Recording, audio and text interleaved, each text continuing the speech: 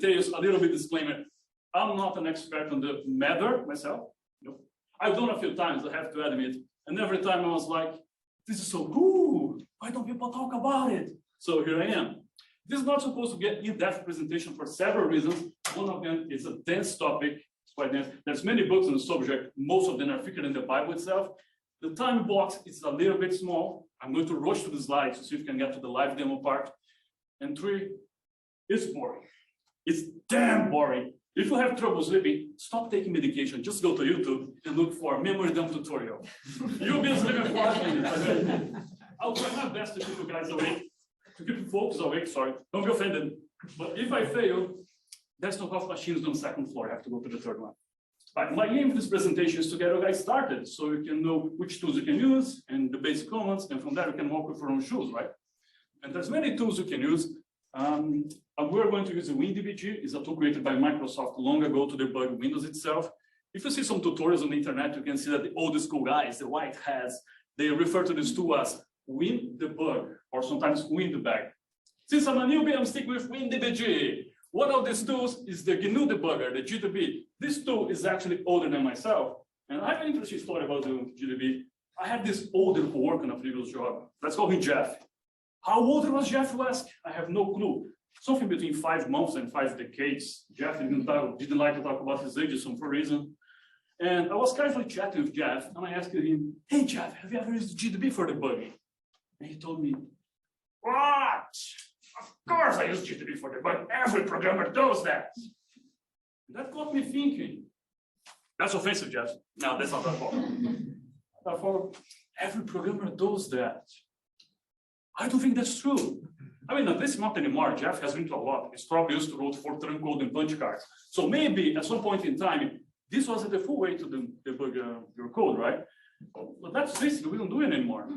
It's quite hard to find developers that still debug memory dumps the old way. We are a whole new generation, and by we, including myself, a whole new generation that never had to touch a debugger before. Because we have this new magical thing, it's called the IDEs.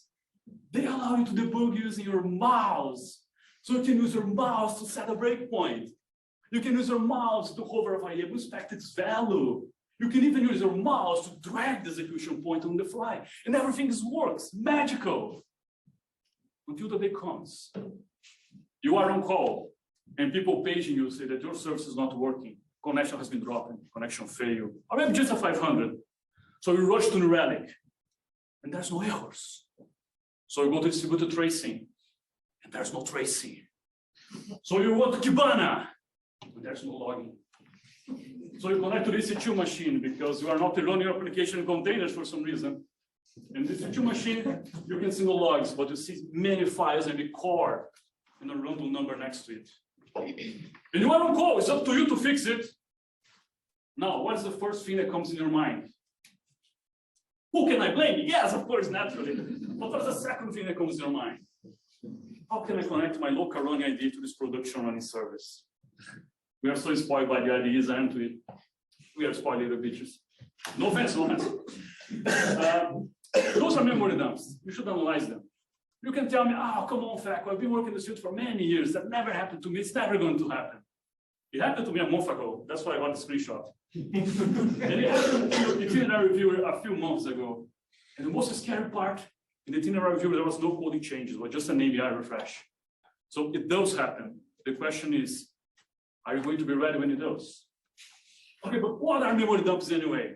So basically, it's a full copy of a process at a given point in time. At any point, you can ask the operating system to create a dump of a process. The operating system goes to the process, say freeze. So all the threads are frozen, async IO frozen, there are no signal, and a full copy of the text and data regions performed, which means include heap stack, call stack, threads, environment variables, process register, everything. And your dump can also be a crash dump. In this case, the context, the CPU register, will include some exception information.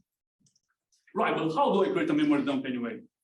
Now, as you can presume, it's something fairly advanced. It took me many months to master it.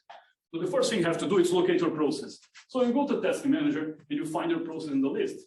In our case, it's the demo rogue API right here. What do you do now? And now comes the hard part.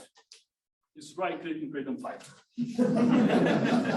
That's quite easy. Okay, but what if you are running on a Windows that doesn't have this graphic mode, or maybe you are running on a Linux machine, or you finally move to containers? So in that case, I highly recommend this tool over here. First one, ProcDump is my go-to tool for creating memory dumps. I hardly use any other. ProcDump works on Windows, works on Linux, and what makes it stand out with another tooling is the ability to monitor a process and create some triggers. So you can say, ProcDump, monitor this process from me and only create a dump if the memory usage goes above some threshold. Or maybe if the CPU usage goes above some threshold and stays there for a while. Or maybe an exception occurs, and this exception is a given type. So it's a fascinating tool, I hardly use any other. You can also use .NET Dump. Since .NET Core 3.1, if I'm not wrong, Microsoft created this tool that you can install and mix together ability to create a dump and do some basic analysis. It's not as powerful as WinDBG, but works fine. And under Linux, you can also use gcore. For opening a dump, the most used tools are JetBrains.memory. It's fairly easy to use this tool, very visual. There's some charts for you, so you can easily spot some memory leaks. It's not as powerful as WinDBG, and you can also use WinDBG. This is not an extensive list. There's many more tools you can use, just the most popular ones. You can download the WinDBG from the Microsoft Store or from the WinDBG website. Now, before I tell about the WinDBG website, do you know that feeling when you have some app on your smartphone that you use a lot? Use it daily. Use this app several times a day. Use so much that you have some muscle memory. You don't even have to look, just use the app. And at some point in time, you open the app and you went to some major UX refactor. So nothing's in the same place anymore. You have to relearn how to use that app. Now, if you get annoyed by that, you're going to love the WinDBG website. It's been the same way for the past 30 years. Look, when was the last time you saw a website like this one? I bet most of you never did one. Yeah. For me, it's a magical experience because I can browse his website and see the same web page that Jeff saw when he was my age. But anyway, in the WinDBG website, you can find many resources like tutorials, books, extensions for work with different languages. And I don't know how that works, but it seems like there's even an extension for you to work with JavaScript. Now, why would a JavaScript developer need a memory dump anyway? That's beyond me. And don't tell me these folks care about memory leaks. I have seen how much memory Chrome uses. For these folks, memory is infinite. You don't have to worry about memory. Just go to terminal, type npm install RAM. It's fine. No, I'm joking, because I love the JavaScript guys. They're great fellows. And if you are a JavaScript developer, don't be offended. Right, so demo time. For this demo, I created a small application called Rogue API that we're going to troubleshoot. It simulates some of the scenarios that we encounter on day-to-day development, like exceptions, memory leaking, and high CPU usage. I'm fairly sure we don't have the time to go through all of them. Let's see what we can do. And you know how it works with live demos. If anything can go wrong, it will go wrong. And if something cannot be wrong, the universe will find a way, I'm sure. All right, so let's see how it goes. First thing I want to do is run my service that I have here. Hope you guys can see my screen. You guys that can read what's written here? Yeah? Nope. Let's try to zoom it in.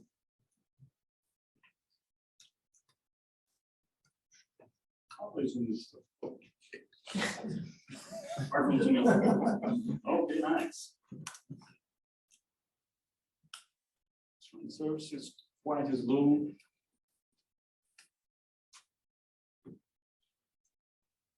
I hit enter, believe me. Right. So research is now running. You can see it here. It's taking up 20 megabytes of RAM approximately. I cannot zoom the task manager. Sorry, guys and the folks. Get some glasses. So this, what this service does, let me remove the zoom stuff.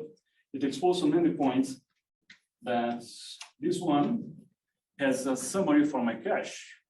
And I can see that I have several cached files. Are there PNGs? You have the site here, all this endpoint again. And I can use this other endpoint to get one of the cached files. So if we get my ops PNG, I got a file from the cache. Now this is hope. Nice. But if we go back to the task manager, we can see that this service that wasn't taking 20 megabytes of RAM is now taking over 100. So this application has some serious memory leaks. Let's create a dump to troubleshoot it. So this other one here, I have ProcDump installed. Oh yeah, there's many flags, quite powerful too. So what I'm going to do is proc dump. Always use the -MA flag. It creates a full dump for you. It has more information and rely less on symbols. You can also use some triggers, like I want to create dump only if the memory goes above 400, but I want to dump it right now. So it's demo. Oops. API.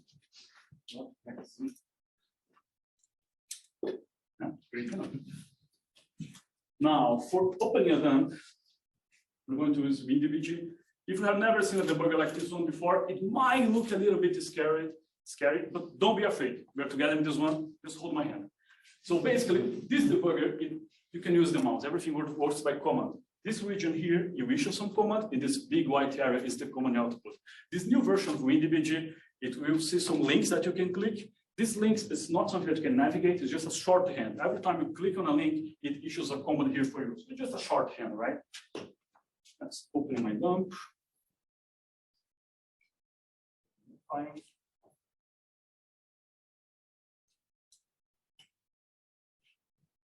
Go.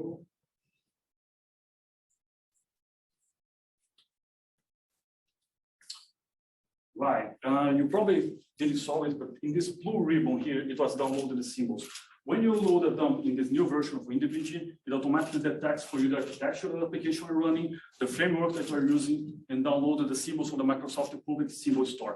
If you're running another debugger like the GDB or a previous version of WinDBG, you have to do this manually. It's a pain in the ass, you don't want to do that. So we are troubleshooting for memory leaks, right? The first thing you want to do is get some statistics from the memory. So I issue the command dump heap to dump all the objects from my heap memory minus stat. What this command does is going to scan your memory for all the objects that you have allocated and group them by type.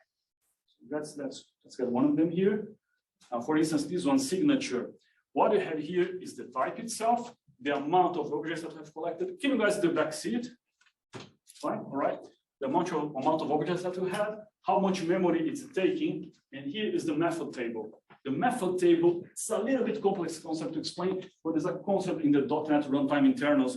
You can think it as a pointer for a type. So you can use it to group together the objects of the same type and also find objects of the same type. So one thing that's important to notice here is that all the objects that we are seeing is not just objects that you created as developer in your code, but also objects created by the .NET framework itself, which means it's objects that you don't usually have access to. They're more internal things. One that I want to show you is the JSON configuration provider, this one.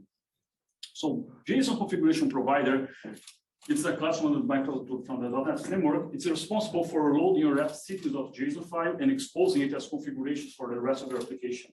We can see that we have two instances here, probably one app.json, app.development.json. And if I click here on the link, it issues a command for me. This was the command that we run. And I can find the two objects that we have allocated. These are the two addresses. So I'm going to click in one of them. Remember, this one internal object, right? So we have here some fields, some private fields that this object has. We can see that it is indeed a JSON configuration provider, and it has some fields for load token, change registration, and a backing field for a few properties. Now, what I want to show you in this demo is the backing field for the data property. It has another one that is entries. If I click in entries to dump this object, we can see that entries is actually a dictionary that has string as key and it has string as value. You know that a dictionary is just a collection of key value pairs, right? So we can see that we have here a number of elements down below, 7. I have 7 elements in this dictionary, and we can print them. Here are the pointers. We can do a little bit more. I issue this command here and ask for details. So now I dumped all the entries. Each one of these numbers here is an index, and each one is a key value pair. And if I click here, we know the key value pair from a dictionary that is string as key, string as value. So both the key here and the value are strings. Let's inspect one of them. So the key here is a string, and look at that. From this key value pair, I have here Google API key. So if I insert a key, I get the value. I got the Google API key. And I also can have here another string, another key value pair. This one is a private key. So if I get the value instead, computer learning, yeah, I have the private key. So what I want to show you with this small demo is that your dump is going to include some very sensitive data. It doesn't matter if you're using app settings.json, environment variables, AWS secrets manager, conventional code deployment. At some point in time, your secrets are going to exist in the application as raw strings. So please don't share it outside the company and be mindful who you share it with. Right, so going back to the demo about memory leaks, how much time do I have? Ooh, okay, thanks. Now is that I'm going to issue the same command again.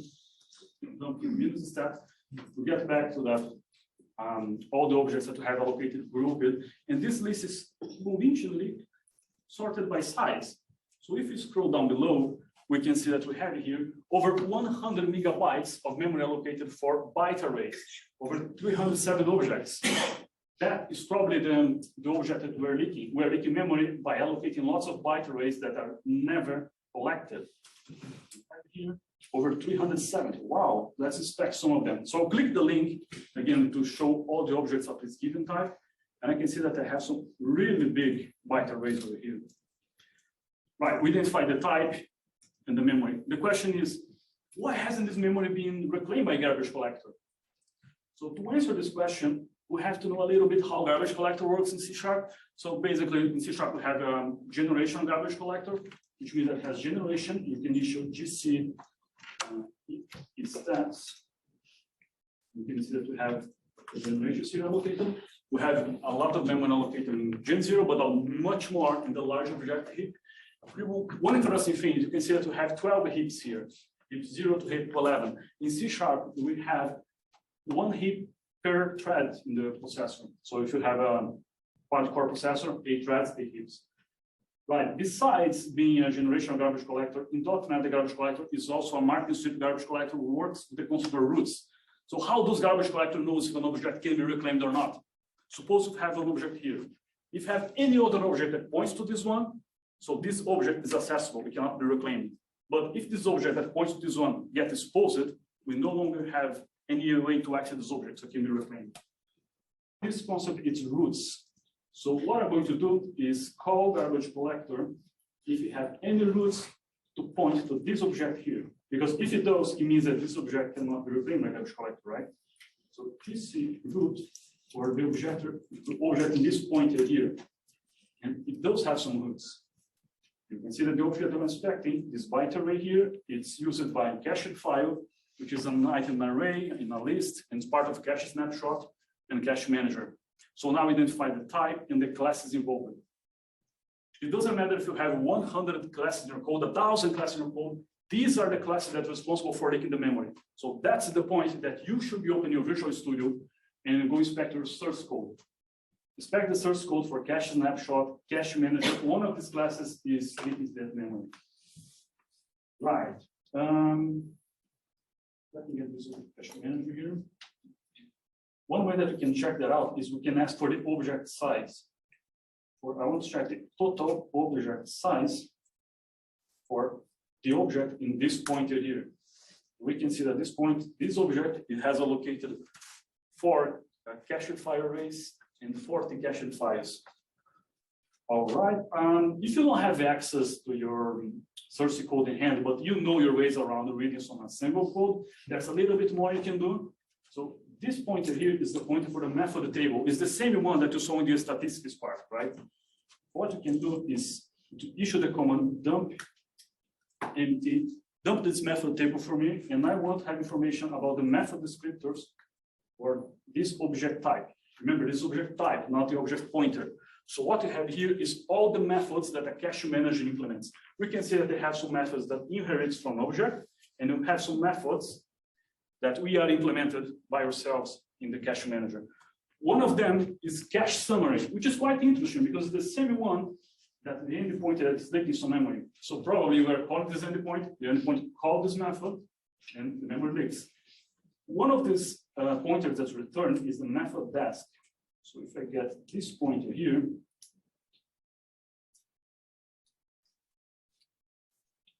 and I ask for the command U, and I have an assemble representation of my implementation. Okay, but it's quite hard to read a simple code, right? What you can do instead is have an intermediate language representation of the method in this pointer. So now you have this intermediate language, which you C# codes compile to, and the CLR run it. And it's way easier to read in assemble code. It's not as easy as reading your C# code, but yeah, it's quite good. All right, what else? How much time do I have again? 5-ish. 5-ish, okay, thanks. Okay, 5-ish, I can do the other demo, sorry guys.